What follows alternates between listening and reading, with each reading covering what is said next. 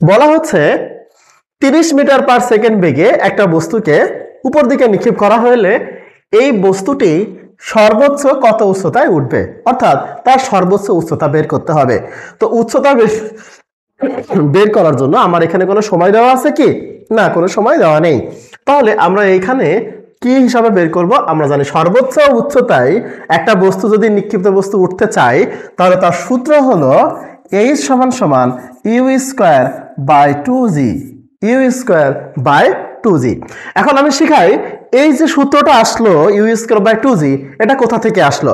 আমরা যদি এখানে শুধু মানটা বসাই দিতাম, দেখো 30 স্কয়ার বাই 2 ইন্টু 9.8, তাহলে কিন্তু আমার ক্যালকুলেশন করে মানটা বের করতে পারতাম। এবার আসো এই শর্ট সূত্রের পেছনের সূত্রটা আমাদের কি ছিল? একটা বস্তুকে যখন আমরা উপর দিকে উঠাই তখন এটা আদি বেগ দেওয়া আছে, দেখো অবশ্যই তাকে বেগ দিতে হবে, না হলে বস্তুটি উপরে উঠবে না।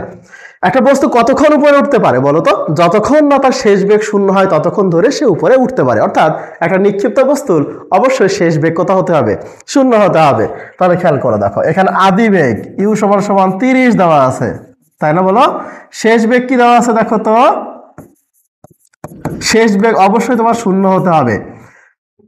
ধরি এই বস্তুটি এই উচ্চতায় উঠতে পারে, এই এইচ এর মানটাই আমরা বের করব। তো গতির সূত্র অনুযায়ী আমরা যেই ভি ইউ এইচ জি এটা যদি জানা থাকে তাহলে আমাদের সূত্র কি বলে? ভি স্কয়ার সমান u square minus 2g h. তাহলে খেয়াল করো আমাদের এই ভি এর মানটা তো শূন্য, শূন্য সমান u square minus 2g H বা 2g এইচ সমান ইউ স্কয়ার। তাহলে অতএব এইচ সমান ইউ স্কয়ার বাই 2g। দেখো এই সূত্রটা থেকে কিন্তু আমরা এই বস্তুটা কত দূর যাচ্ছে তার মানটা বের করতে পারলাম। তাহলে নিক্ষিপ্ত বস্তুর সর্বোচ্চ উচ্চতা বের করার সূত্র এইচ সমান ইউ স্কয়ার বাই 2g। ধন্যবাদ।